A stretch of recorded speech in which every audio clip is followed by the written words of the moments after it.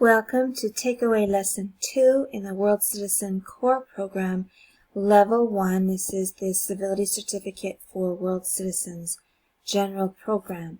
This is Lesson 2. The first lesson was about human rights, and we encourage you to review the lessons. There are 5 takeaway lessons plus a bonus lesson. We encourage you to review them all in order. So do the human rights lesson first because the concepts build on each other.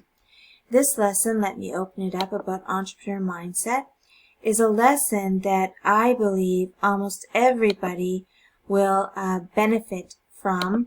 And what you can do is mix and match the lessons if you want to, or you can expand the lessons so that you can combine a couple of short lessons to make a longer session.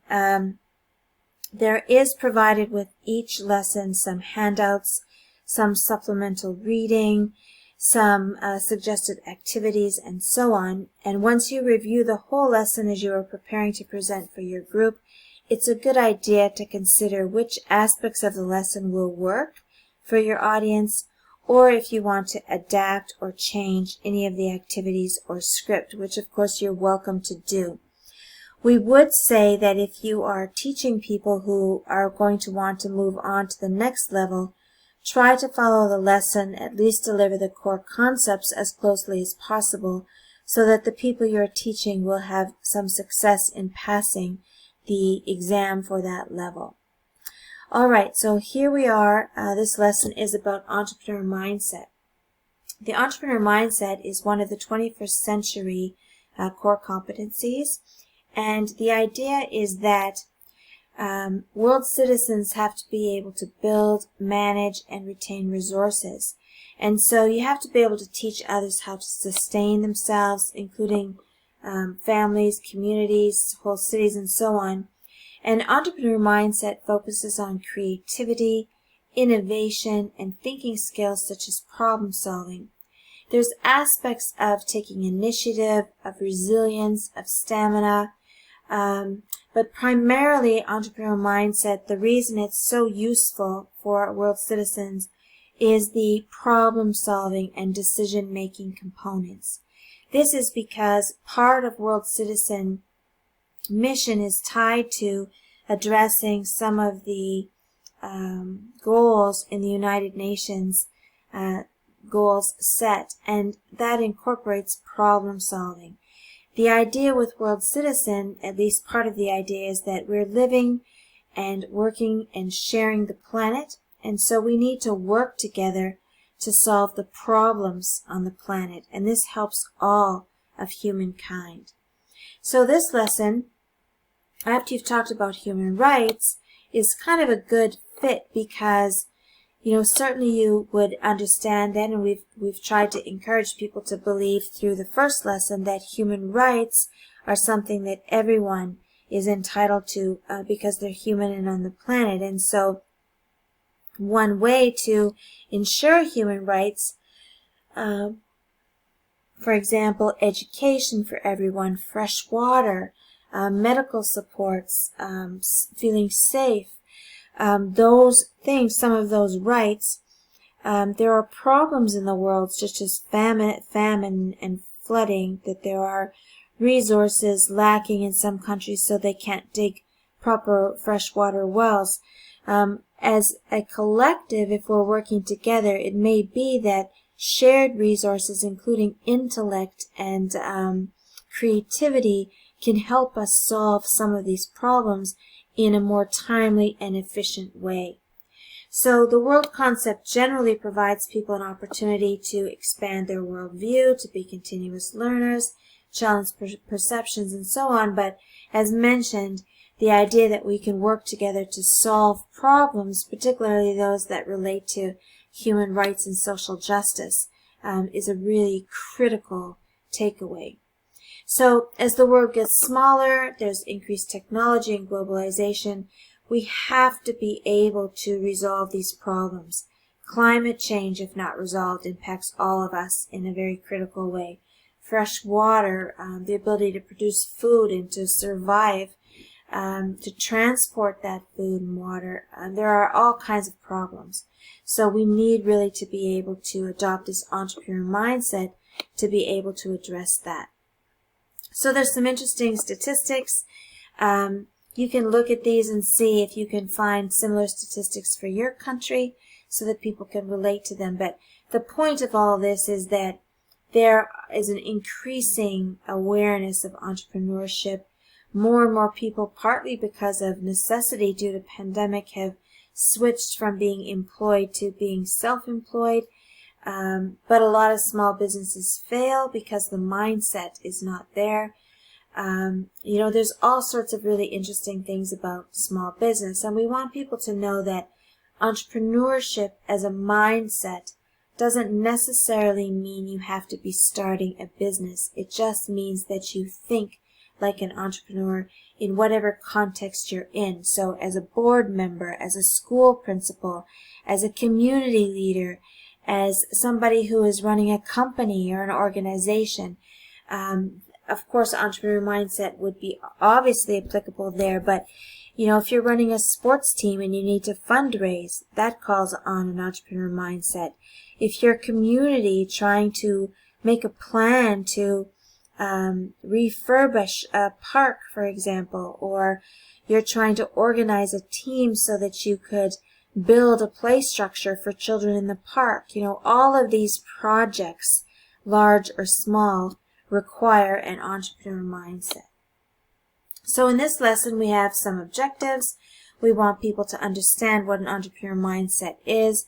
We want to cultivate that mindset, and we want to apply this entrepreneur mindset.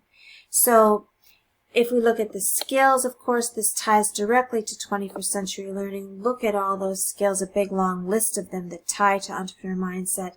And from an essential skills point of view, there are many skills as well. And I apologize, I see a typo there, and we'll get our admin team to have a look at that. By the way, if you're reviewing the lessons, please note that we never, of course, intend for there to be errors, and sometimes things get overlooked. So please forgive us, number one, and number two, please send an email with the notes, the page number, the detail, screenshot if you can, about the errors so that we can fix it as quickly as possible.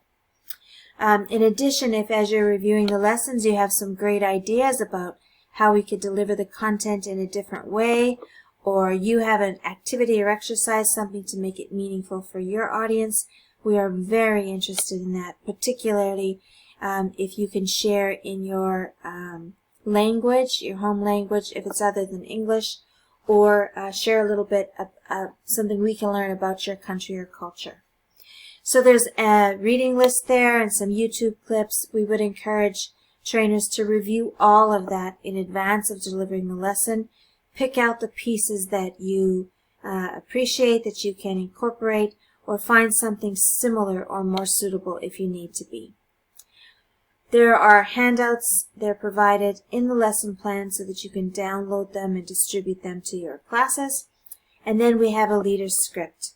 So there are some icebreakers, and we've given you a few here to choose from.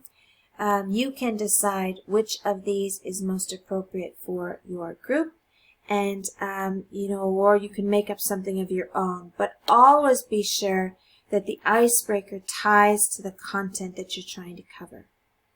So we want to talk about a little bit about the terms entrepreneur and mindset. We want people to know that entrepreneurship is tied to the concept of having a new idea, but this is not always true. So an entrepreneur, you don't have to be building a new business from scratch. You can be taking an existing business and doing it in a new way.